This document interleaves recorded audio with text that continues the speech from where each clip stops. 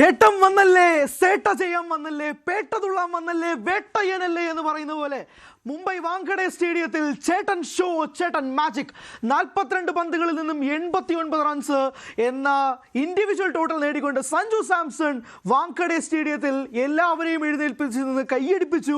Coach Gautam Gambhir തിരിച്ച് ഡഗ്ഔട്ടിലേക്ക് പോകുന്ന വഴി വാടാ മോനെ എന്ന് വിളിച്ചു കയറുന്ന അവസ്ഥ. ക്യാപ്റ്റൻ സൂര്യകുമാർ യാദവും അതുപോലെ എഴുന്നേറ്റ് നിന്ന് കൈയടിക്കുന്നു. ടീമിൽ ഓരോരുത്തരും എഴുന്നേറ്റ് നിന്ന് കൈയടിക്കുന്നു. ആദ്യത്തെ ഇന്നിംഗ്സ് അവസാനിച്ചിട്ടില്ല. 18 ഓവറുകൾ നിൽക്കുമ്പോൾ 217 റൺസ്, 5 വിക്കറ്റ് നഷ്ടത്തിൽ. എന്താണോ വേണ്ടത്, ഏത് തുടക്കമാണോ വേണ്ടത്, അത് കൊടുത്ത് ഗംഭീരമാക്കി മാറ്റുന്നു സഞ്ജു സാംസൺ. ഇന്ത്യക്ക് വേണ്ടി 5 വിക്കറ്റ് നഷ്ടത്തിൽ 217 നിൽക്കുമ്പോൾ ഇനിയും 2 ഓവർ ബാക്കി നിൽക്കുന്നു. ഇംഗ്ലണ്ടിന്റെ T20യിൽ highest run chase 230 runs against South Africa. 19.4 ഓവറിൽ ഇംഗ്ലണ്ട് ജയിക്കണമെങ്കിൽ ഇന്ത്യ 230 ഉറപ്പായിട്ട് പോവും. അങ്ങനെയാണെങ്കിൽ ഇംഗ്ലണ്ട് ചരിത്രം കുറിച്ചിട്ട് വേണം ന്യൂസിലൻഡിനോട് ഫൈനൽ കളിക്കാൻ. അതായത് ഇന്ത്യയുടെ നെഞ്ചത്ത് ചവിട്ടിയിട്ട് വേണം ന്യൂസിലൻഡിനെതിരെ കളിക്കാൻ എന്ന രീതിയിൽ ഇന്ത്യ അടിച്ചു വെക്കുന്നു. 18 ഓവറിൽ 217 runs. Thanks and full credit to Sanju Samson. 42 പന്തുകളിൽ നിന്നും 89 റൺസ്, അതിൽ 7 6, 8 4, ബൗണ്ടറി കൺവേർഷൻ റൺസ് 74, 15 റൺസ് മാത്രം സിംഗിൾസും ഡബിൾസിലും. Strike rate of 211.9. ഇന്നലെ ഫിന്നലൻ കളിച്ചത് നമ്മൾ കണ്ടു, സ്ട്രൈക്ക് റേറ്റ് ഓഫ് 303. അത് ഓർമ്മിപ്പിക്കുന്ന തരത്തിൽ ക്ലാസി മാസി ഇന്നിംഗ്സ് സഞ്ജുവിന്റെ ബാറ്റിൽ നിന്നും. വിമർശകരെ നേരിട്ട് വാ, മുട്ടാൻ വാ, ആർക്ക് വേണം ഇനി ഞാൻ ടീമിൽ നിന്നും ഒഴിഞ്ഞു പോകുന്നത് കാണാൻ? ആർക്കെങ്കിലും പനി പിടിക്കുമ്പോഴോ വയ്യാണ്ടാകുമ്പോഴോ മാത്രം സബ്സ്റ്റിറ്റ്യൂഷനിൽ ഇറക്കാൻ കഴിയുന്ന ഒരു പ്ലെയർ ആയിട്ട് ഇനി എന്നെ വിലയിരുത്തണ്ട. ഇനി ഞാൻ വയ്യാണ്ടിരിക്കുമ്പോൾ ആരെങ്കിലും ഇറക്ക് എനിക്ക് പകരം എന്ന് വിളിച്ചോതുന്ന 2 ടിപ്പിക്കൽ ഇന്നിംഗ്സ്. വെസ്റ്റ് ഇൻഡീസിനെതിരെ 50 പന്തുകളിൽ നിന്നും 97 റൺസ്. ഇപ്പോഴിതാ 42 പന്തുകളിൽ നിന്നും 89 റൺസ്. സെലക്ടേഴ്സ്, BCCI കോച്ച് കാണ് ഇനി വിലയിരുത്ത് എന്ന് എൻ്റെ ഇന്നിങ്സ് എന്ന് പറഞ്ഞുകൊണ്ട് സഞ്ജു കളിക്കുന്നു. അഭിഷേക് ശർമ്മ വീണ്ടും അതേ അബദ്ധങ്ങൾ വരുത്തി വയ്ക്കുന്നു. കൃത്യമായ ട്രാപ്പ് വിൽ ജാബ്സ് ഒരുക്കി വെച്ച് അഭിഷേക് ശർമ്മയെ പുറത്താക്കുന്ന കാഴ്ച. ഈശാൻ കിഷൻ ഗംഭീരമായി കളിച്ചതായിട്ട് പേഴ്സണലി ഫീൽ ചെയ്തു. 18 പന്തിൽ നിന്നും 39 റൺസ്, അതിൽ 2 6, 4 4, സ്ട്രൈക്ക് റേറ്റ് 216. പിന്നീട് വന്നത് ശിവം ദൂബെയാണ്. തിലക് വർമ്മയും സൂര്യകുമാർ യാദവും സ്വയം മാറി നിന്ന് ശിവം ദൂബെ എന്ന ലെഫ്റ്റ് ഹാൻഡറെ കളിപ്പിച്ചത് അവിടെ ഓപ്പോസിറ്റ് സഞ്ജു സാംസൺ എന്ന വൻമരമുണ്ട് right and left arm combination കളിപ്പിക്കാം എന്നുള്ള ഒരാഴ്ച തീരുമാനത്തിന്റെ പേരിൽ ശിവം ദൂബെ കൊണ്ടുവരുന്നു. ആൻഡ് പ്ലാങ്ഡ് വർക്ക് ആയിരിക്കുന്നു. കെ എൻ രാഘവൻ എംപയർ ഇപ്പോൾ നമ്മളോടൊപ്പം ചേരുകയാണ്. Shri K N Raghavan, 18.2 over 223 runs. ആ ടോട്ടൽ മാറ്റി നിർത്തുമ്പോൾ പോലും സഞ്ജു സാംസന്റെ ബ്രില്യൻ ഇന്നിംഗ്സ്. കഴിഞ്ഞ മത്സരത്തിൽ ഫുൾ കളിച്ചിരുന്ന സഞ്ജു ഇതാ വീണ്ടും വരുന്നു. 42 പന്തുകളിൽ നിന്ന് 89 റൺസ്. എങ്ങനെ വിലയിരുത്തുന്നു സഞ്ജുവിന്റെ ഇന്നിംഗ്സ്? അസാധ്യ ഇന്നിങ്സ്. ഇത് കഴിഞ്ഞ മത്സരത്തിൽ ഒരു വല്ലാതൊരു ടെൻസ് സിറ്റുവേഷൻ ഉണ്ട്. കാരണം ടീമിന്റെ സെമി ഫൈനൽ ബർത്ത് വെക്കുന്നു, അപ്പുറത്ത് വിക്കറ്റുകൾ വീഴുന്നു. അങ്ങനെ ഒരു സ്ഥിതിയിൽ ആ ചേസ് മുഴുവൻ ആങ്കർ ചെയ്ത് വിജയത്തിലേക്ക് എത്തിക്കുകയാണ്. ഇപ്രാവശ്യം ടാർഗറ്റ് സെറ്റ് ചെയ്യുക, അത് T20 മത്സരങ്ങളിൽ ടാർഗറ്റ് സെറ്റ് ചെയ്യാൻ വളരെ ബുദ്ധിമുട്ടുള്ള കാര്യമാണ്. അത് അതിവിദഗ്ധമായി തന്നെ സഞ്ജു നിർവഹിച്ചിരിക്കുകയാണ്. 42 പന്തിൽ നിന്ന് 89 റൺസ് പറയുമ്പോൾ മനസ്സിലാക്കാൻ സാധിക്കും എന്തൊരു ഡോമിനൻസ് ആണ് സഞ്ജുവിന് ഉണ്ടായിരുന്നെന്ന് ഉള്ള. ഈ ടൂർണമെന്റ് തുടങ്ങുന്നതിന് മുമ്പ് കുറച്ച് സമയം സഞ്ജുവിന്റെ ഫോം കുറച്ച് മോശമായിരുന്നു. അതുകൊണ്ട് നമുക്ക് പലർക്കും ആകാംക്ഷ ഉണ്ടായിരുന്നു ലോകകപ്പ് കളിക്കാൻ അവസരം കിട്ടുമോ എന്നുള്ള റിസൾട്ടായിരുന്നു. പക്ഷെ അതെല്ലാം തെറ്റിച്ചുകൊണ്ട് താൻ ഈ വർഷത്തിലെ ലോകത്തിലെ ഏറ്റവും മികച്ച ബാറ്റ്സ്മാൻമാരിൽ ഒരാളാണെന്ന് സഞ്ജു നിസ്സംശയം തെളിയിച്ചിരിക്കുകയാണ്. അതെ ശ്രീ കെ എൻ രാഘവൻ, ഒരു കാര്യം, ഇപ്പോൾ ഇന്ത്യ എങ്ങാനും ഈ മത്സരം ജയിക്കുകയാണെങ്കിൽ ഫൈനലിൽ നേരിടാൻ പോകുന്നത് ന്യൂസിലൻഡിനെയാണ്. ഇതേ ന്യൂസിലൻഡിനെതിരെ 5 മത്സരങ്ങളിൽ തിളങ്ങാത്തതിന്റെ പേരാണ് ഈ T20 ലോകകപ്പിലെ ആ ഒരു പൊസിഷൻ ഈശാൻ കിഷന് പോകേണ്ടി വന്നത്. പക്ഷേ സഞ്ജു പിന്നീട് തിരിച്ചു പിടിച്ചെങ്കിൽ പോലും ആ സമയത്ത് സഞ്ജുവിന് ഒരു റഫ് പാച്ച് ഉണ്ടാവാനുള്ള പ്രധാന കാരണം ആ ന്യൂസിലൻഡ് സീരീസാണ്. ന്യൂസിലൻഡിനെ തന്നെ എതിരാളികളായിട്ട് വരുമ്പോൾ ഇതുപോലൊരു മാജിക്കൽ ഇന്നിംഗ്സ് സ്വാഭാവികമായിട്ടും പ്രതീക്ഷിക്കുകയാണ്, ഒരു റിവെഞ്ച് എന്ന രീതിയിൽ. എന്താണ് താങ്കളുടെ പ്രതീക്ഷകൾ? തീർച്ചയായിട്ടും പ്രതീക്ഷിക്കാം. കാരണം അന്ന് ഒരു ഡിപ്പ് ഇൻ ഫോം, അത് എതിരാളി ആരാണെന്നുള്ളതല്ല, ഫോമില് ഒരു ചെറിയൊരു ഡിപ്പ് വന്നു. അത് ഏറ്റവും മികച്ച കളിക്കാർക്ക് വരെ ഇടയ്ക്ക് ഫോം നഷ്ടമാകാറുണ്ട്. സഞ്ജുവിന് അങ്ങനെ ഒരു ഫോമിലൊരു ഡിപ്പ് വന്നു. ഇപ്പൊ സഞ്ജു തിരിച്ച് മികച്ച ഫോമിലേക്ക് എത്തിയിരിക്കുകയാണ്. കളിയാണ് എന്ത് സംഭവിക്കാം. കാരണം നമ്മളെ തോൽപ്പിച്ച സൗത്ത് ആഫ്രിക്കയെ ന്യൂസിലൻഡ് കഴിഞ്ഞ മത്സരം തോപ്പിച്ച രീതി കണ്ടില്ലേ, അവരെ അങ്ങോട്ട് അടിച്ചമർത്തുന്ന രീതിയിലാണ് തോപ്പിച്ച് ന്യൂസിലൻഡ് കയറിയത്.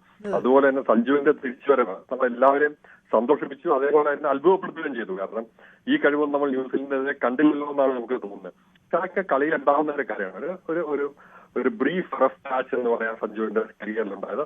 അതിൽ നിന്ന് അതിമനോഹരമായിട്ട് വന്നിരിക്കുന്നു. ഫൈനൽ ഇന്ത്യ എത്തുന്നതിന് പ്രതീക്ഷിച്ച എത്തുകയാണെങ്കിൽ സഞ്ജുവിന്റെ ഭാഗത്ത് ഒരു മനോഹരമായ ഇന്നിംഗ്സ് കൂടി നമുക്ക് കാണാനുള്ള എല്ലാ അവസരവും ഉണ്ടാകുന്നത്. അതാണ് നമ്മൾ ഈ മത്സരത്തിലേക്ക് വരുമ്പോൾ ശ്രീ ഒരു ചോദ്യം. ടോസ് ഇന്ത്യക്ക് നഷ്ടമായി, ഇംഗ്ലണ്ട് ടോസ് നേടുന്നു, കൃത്യമായി പ്ലാൻ അവർ എക്സിക്യൂട്ട് ചെയ്യുന്നു, ബൗളിംഗ് തിരഞ്ഞെടുക്കുന്നു. എനിക്ക് വളരെ ഇഷ്ടപ്പെട്ടത് Jofra archer versus Sanju Samson എന്ന് പറയുന്ന ഒരു മാച്ചപ്പാണ്. നമ്മൾ ഏറ്റവും കൂടുതൽ കാത്തിരുന്നതാണ്. ജോഫ്ര ആർച്ചർ സഞ്ജുവിനെ നിരന്തരം ഹേർട്ട് ചെയ്തുകൊണ്ടിരുന്ന വ്യക്തിയാണ്. ഒരുപക്ഷെ സഞ്ജുവിന് ഒരു ലൈഫും കിട്ടി.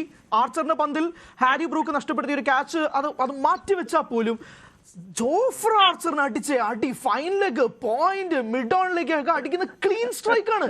ആർച്ചർ ഫ്രസ്ട്രേറ്റഡ് ആവുന്ന പോകുന്ന കാഴ്ചയെ നമ്മൾ കണ്ടു. സഞ്ജു രാജസ്ഥാൻ റോയൽസിന് വേണ്ടി കളിക്കുമ്പോൾ നമ്മൾ ഈ ബ്രില്യൻസ് കാണാറുള്ളതാണ്. ലോകകപ്പിലേക്ക് വരുമ്പോൾ സാധാരണ കാണുന്ന റൺസ് കുറയുന്ന മത്സരങ്ങളാണ് കാണുന്നത്. 150-നും 170-നും ഇടയ്ക്ക് ടോട്ടൽ വരാറുള്ളൂ. ഈ വാങ്കഡെ പിച്ച് വ്യത്യാസമുള്ള പിച്ചാണ്, നല്ലപോലെ സ്ട്രോക്ക് പ്ലേ ചെയ്യുന്ന പിച്ചാണ്. അതുകൊണ്ട് തന്നെയാണ് ഒരു ഉയർന്ന ടോട്ടൽ 200-ന് മുകളിലൊരു ടോട്ടൽ നമ്മൾ കാണുന്നത്. അപ്പൊ ആ പിച്ച് മനസ്സിലാക്കിക്കൊണ്ട്, ഈ പിച്ചിൽ പ്രത്യേകിച്ച് ബോളർമാർക്കൊന്നും കൊടുക്കുന്നില്ല എന്ന് മനസ്സിലാക്കിക്കൊണ്ട് സഞ്ജു വളരെ വിദഗ്ധമായി തന്നെ ജോഫ്ര ആർച്ചറിനെ അടിച്ച് ഒതുക്കുകയാണ് ചെയ്തത്. അത് ആ പിച്ചിന്റെ കാര്യങ്ങൾ, അതായത് പിച്ചിന്റെ വേഗതയും പിച്ചിന്റെ ബോൾസിനെ പറ്റി വളരെ വേഗം സഞ്ജുവിന് മനസ്സിലാക്കാൻ സാധിച്ചു. അതിന്റെ ആ ഒരു മനസ്സിലാക്കേണ്ട മുതലെടുത്തുകൊണ്ടാണ് ജോഫ്ര ആർച്ചറിനെ അടിച്ചൊതുക്കിയത്. ജോഫ്ര ആർച്ചർ ഒരു ക്ലബ് ലെവൽ ബൗളറെ പോലെ മാറ്റാനായിട്ട് സഞ്ജുവിന് കഴിഞ്ഞു. എക്സാക്ട്ലി. എന്തായാലും നന്ദി ശ്രീ കെ എൻ രാഘവൻ വിശകലനം നടത്തിയതിന്. എന്നോടൊപ്പം ലലിച്ചേട്ടൻ ചേരുന്നു. ലലിച്ചേട്ടൻ, നമ്മൾ വൈകുന്നേരം സംസാരിച്ചതുപോലെ തന്നെ Jofra archer versus Sanju Samson contest highlight ആകും. ആർച്ചർ സഞ്ജുവിന്റെ വിക്കറ്റ് എടുക്കുക, അതാണ് അടി എന്നൊക്കെ പറഞ്ഞ ഫൈൻ ലെഗ്, പോയിന്റ്, ലോങ് ഓണിലൊക്കെ പറക്കണ അടി സെക്കൻഡ് ടിയറിലേക്ക് വരെ പോവുകയാണ്. ആർക്കാടാ എനിക്ക് വെല്ലുവിളിക്കാനുള്ളത് എന്ന് പറയുന്ന രീതിയിലുള്ള സഞ്ജുവിന്റെ ഇന്നിങ്സ് ആണ്. സത്യം പറഞ്ഞാൽ അതായത് അടിക്കുന്ന അടി ക്ലീൻ സ്ട്രൈക്കാണ്. അതായത് ആർച്ചർ ഫ്രസ്ട്രേറ്റഡ് ആയിട്ട് തിരിച്ചു പോകുന്ന കാഴ്ച കണ്ടിട്ട് സന്തോഷം തോന്നിപ്പോകുന്ന ഒരു കാഴ്ചയായിട്ടാണ് തോന്നിയത്. ആർച്ചർ ക്ലൂ ഇല്ല, ഷോർട്ട് പിച്ച് എറിയുന്നു, വൈഡ് ഓഫ് സ്റ്റംപ് എറിയുന്നു, എല്ലാ അടവും പറ്റി നോക്കി, ഒരു രക്ഷയില്ല. ഈ നമ്മൾ ഉച്ചയ്ക്ക് നമ്മളെ 3 മണി ഷോയിൽ നമ്മൾ പറഞ്ഞ ഒരു കാര്യമുണ്ട്. അതായത് സഞ്ജുവിനെ നിരന്തരം ആർച്ചർ ടച്ച് ചെയ്യുന്നുണ്ടെന്ന ഷോർട്ട് ബോളിലാണ്. പക്ഷെ ഇന്ന് ഫസ്റ്റ് ഷോർട്ട് ബോൾ എനിക്ക് തോന്നുന്നു ബാക്കിലേക്ക് കളിച്ച ഒരു സിക്സ്. അതുപോലെ തന്നെ ഇന്ന് ആർച്ചറിന് ഒരു ചാൻസ് കൊടുത്തില്ല. കൊടുത്തത് ഹാരി ബ്രൂക്കിന് കൊടുത്ത ചാൻസ് ആണ്. ഹാരി ബ്രൂക്ക് അതൊരു എന്താണ് ഒരു ഡോൾ ചാൻസ് എന്നൊക്കെ പറയാം. അത് ഹാരി ബ്രൂക്ക് ഒരു തറയിട്ട് തൊട്ടടുത്ത് പോയ ഒരു സിക്സറുണ്ട്. ആ സിക്സർ എന്നൊക്കെ പറയുന്നുണ്ട്. അത് ചെന്ന് വീഴുന്ന സ്ഥലം ആലോചിക്കുമ്പോഴാണ് നമുക്ക് അതൊരു അസാമാന്യമായ ഷോട്ടായിരുന്നു. അതുപോലെ തന്നെ സഞ്ജു ഈ സ്പിന്നർമാരെ കളിച്ച രീതി, ഷാക്കോറിന് മുകളിലുള്ള ആ സിക്സ്, അതുപോലെ തന്നെ വളരെ മനോഹരമാണ്. ഒരു ചാൻസും സ്പിന്നർമാരെ കൊടുത്തിട്ടില്ല. ആദിൽ റഷീദിനെ നമ്മൾ ഉച്ചയ്ക്ക് പറയുകയാണ്. ആദിൽ റഷീദ് വളരെ അപകടകാരിയാണ്. ബഹുമാനിക്കേണ്ട ആദിൽ റഷീദിന്റെ പന്തുകളെ ബഹുമാനിച്ച്, എന്നാൽ സ്ട്രൈക്ക് ചെയ്യേണ്ട പന്തുകളെ സ്ട്രൈക്ക് ചെയ്ത്, ഏറ്റവും പ്രധാനപ്പെട്ട കാര്യം നമ്മൾ പറഞ്ഞിരുന്നു, ഈ അഥവാ ടോസ് നഷ്ടപ്പെട്ട് ഇന്ത്യ ബാറ്റിംഗ് ഇറങ്ങിയാൽ ഒരു 190, 200 അതായിരിക്കും മനസ്സിലുണ്ടാവുന്നത്. 238 അടിച്ചിട്ടുണ്ട്, ഇനി 5 ബോൾ ബാക്കിയുണ്ട്. 238 ഇനി 5 ബോൾ ബാക്കി. അതായത് 229 ഇംഗ്ലണ്ട് ഒരു ലോകകപ്പിൽ ചേസ് ചെയ്തിട്ടുള്ള ഏറ്റവും വലിയ സ്കോർ. അത് സൗത്ത് ആഫ്രിക്കയ്ക്ക് 2016 T20 വേൾഡ് കപ്പിലാണെന്നാണ് ഞാൻ മനസ്സിലാക്കുന്നത്. പക്ഷേ ആ സ്കോറും കഴിഞ്ഞ് മുന്നോട്ട് പോയിരിക്കുന്നു. അടുത്ത സിക്സ് ഏറ്റവും എനിക്ക് തോന്നുന്ന ഭയങ്കര രസകരമായ, അല്ലെങ്കിൽ ഏറ്റവും പ്രധാനപ്പെട്ട ഒരു തീരുമാനമുണ്ടായി. അതായത് ഇഷാൻ കിഷൻ ഔട്ടായതിനു ശേഷം ശിവൻ ദുബൈ ഇറക്കാനുള്ള തീരുമാനം, ആ left hand right hand combination maintain ചെയ്യാൻ നമ്മൾ ഉച്ചയ്ക്ക് പറഞ്ഞതാണ്. കാരണം ഏറ്റവും പ്രധാനപ്പെട്ടത് ഈ left hand right hand combination ആണ്. 3 വലതും കൈയും ബാറ്റ്സ്മാൻമാരാണ് നമ്മുടെ നിലയിലുള്ളത്. അവര് ഈ left hand right hand combination നിർണായകമാകും. അത് തന്നെയാണ്. എന്തായാലും ശിവൻ ദുബൈ ഇറങ്ങി. ശിവൻ ദുബൈയുടെ റോള് വളരെ ഗംഭീരമായി. അതുപോലെ തന്നെ ഇഷാൻ കിഷൻ ഗംഭീരമായി. അതായത് ഇതുവരെ ഇത് ബാറ്റ് ചെയ്യാൻ വന്ന ഓരോ ബാറ്റർമാരും അവരുടെ റോളുകൾ വളരെ ഭംഗിയായി നിർവഹിച്ചിട്ടുണ്ട് എന്നുള്ളതാണ്. ഏതാണ്ട് 240 റൺ ഇനി ബൗളർമാരുടെ കയ്യിലാണ് കളി ഇരിക്കുന്നത്. ഏതായാലും സഞ്ജുവിലേക്ക് തിരിച്ചെത്തിയാൽ നമ്മൾ പറഞ്ഞിരുന്നു, അതായത് ഒരു സെഞ്ചുറിയിലേക്കൊന്നും പോയില്ലെങ്കിലും ഒരു നല്ല പ്രകടനം സഞ്ജുവിൽ നിന്നുണ്ടാകുമെന്നൊരു കോൺഫിഡൻസ് ഉണ്ട്. കാരണം അയാൾ അത്രയ്ക്ക് വലിയ മികച്ച ഫോമിലാണ്. അയാൾ അത്രയ്ക്ക് വലിയ കോൺഫിഡൻസ് ആണ്. അയാളുടെ ഓരോ ഷോട്ടിലും ആ കോൺഫിഡൻസ് കാണാമായിരുന്നു. ഏറ്റവും പ്രധാനപ്പെട്ട കാര്യം, ഈ ടൂർണമെന്റിന് പിന്നെ താരമാകുന്ന രീതിയിലാണ് സഞ്ജു സാംസന്റെ പ്രകടനം എന്ന് നമുക്ക് പറയേണ്ടി വരും. കഴിഞ്ഞ മത്സരത്തിൽ നിർണായകമായ 97 റൺസ്, ഈ മത്സരത്തിൽ 89 റൺസ് അടിച്ചിരിക്കുന്നു. അതിൽ നന്നായി കഴിയുന്നത്, അതായത് ഇന്ത്യ സ്വപ്നത്തിൽ ആഗ്രഹിച്ച തുടക്കം നൽകാൻ സഞ്ജു സാംസൺ എന്ന ബാറ്റർക്ക് കഴിഞ്ഞു. ആ തുടക്കത്തിൽ നിന്ന് തന്നെയാണ്, ആ ചിറകിൽ തന്നെയാണ് ഇത്ര വലിയ ഒരു ടോട്ടലിലേക്ക് ഇന്ത്യ എത്തിയിരിക്കുന്നത് എന്ന് നിസ്സംശയം പറയാം. എനിക്ക് ഒരു കാര്യമാണ് ഓർമ്മ വരുന്നത്. ഒരാഴ്ച മുമ്പ് ഞാൻ ആർക്ക് പകരം സഞ്ജുവിനെ കളിപ്പിക്കണം, അഭിഷേക് ശർമ്മയെ മാറ്റണോ തിലക് വർമ്മയെ മാറ്റണോ എന്ന് പ്രസ് കോൺഫറൻസിൽ ചിരിച്ച അതേ സൂര്യകുമാർ യാദവ് കഴിഞ്ഞ മത്സരത്തിൽ തൊപ്പി ഊരി വണങ്ങുന്ന കാഴ്ച, ഇന്ന് എഴുന്നേറ്റ് നിന്ന് കൈയടിക്കുന്ന കാഴ്ച, 2 മത്സരം കൊണ്ട് ആ പറഞ്ഞതൊക്കെ തിരിച്ചടിപ്പിക്കുന്ന കാഴ്ച അല്ലേ?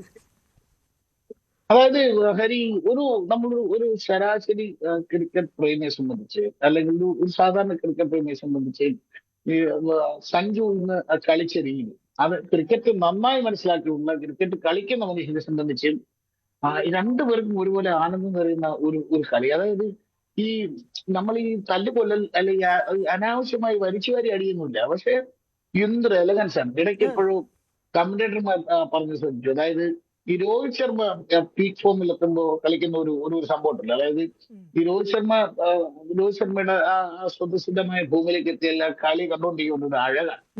ആ രോഹിത് ശർമ്മയെ സാക്ഷിയാക്കിയാണ് സഞ്ജു സാംസൺ ഇന്ന് ഈ മനോഹരമായ ബാറ്റിംഗ് കാഴ്ചവെച്ചത്.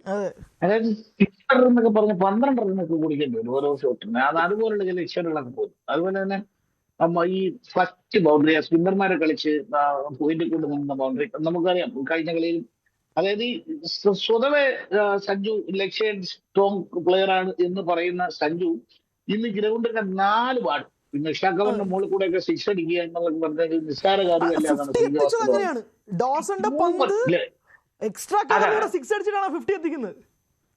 അതെ, പൂ പറിക്കുന്ന എന്നിട്ട് ലാഘവത്തോടെയാണ് ആ ബോൾ 6 പോകുന്നത്. അതുപോലെ ആദിൽ റഷീദിനെ വെൽക്കം ചെയ്തൊരു 6 ആദിൽ റഷീദ് സ്തംഭിച്ചു പോയ 6 ആണ്. അപ്പൊ ഇത്തരത്തിൽ ഇന്നത്തെ ഓരോ ഷോട്ടും സത്യം പറഞ്ഞാൽ ഗംഭീരമായി അത് നമ്മളെ വീണ്ടും ഈ റീപ്ലേ കാണാൻ വീണ്ടും വീണ്ടും വീണ്ടും പ്രേരിപ്പിക്കുന്ന തരത്തിലുള്ള ബാറ്റിംഗ് ആണ് നമ്മുടെ ബാറ്റർമാർ കാഴ്ചവെക്കുന്നത്. തിരിച്ച് സഞ്ജു, അതുപോലെ ഇഷാൻ സഞ്ജുവും കൊണ്ടൊരു പാർട്ട്ണർഷിപ്പ് എനിക്ക് തോന്നുന്നു ഒരു 1-2 ഓവറോടെ നിന്നിരുന്നെങ്കിൽ ഒരുപക്ഷെ ഏതാണ്ട് 300 നമ്മൾ ടോട്ടൽ എത്തിയേണ്ടതാണ്. കാരണം അവര് പാർട്ട്ണർഷിപ്പ് വന്ന ബോളുകളുടെ എണ്ണം നോക്കണം, കണ്ണടച്ചുന്ന ഉത്തരത്തിന് വിധത്തിലാണ്. എനിക്ക് തോന്നുന്നു 97 മറ്റാണ് അവരുടെ പാർട്ട്ണർഷിപ്പ് എന്നാണ് എനിക്ക് തോന്നുന്നത്.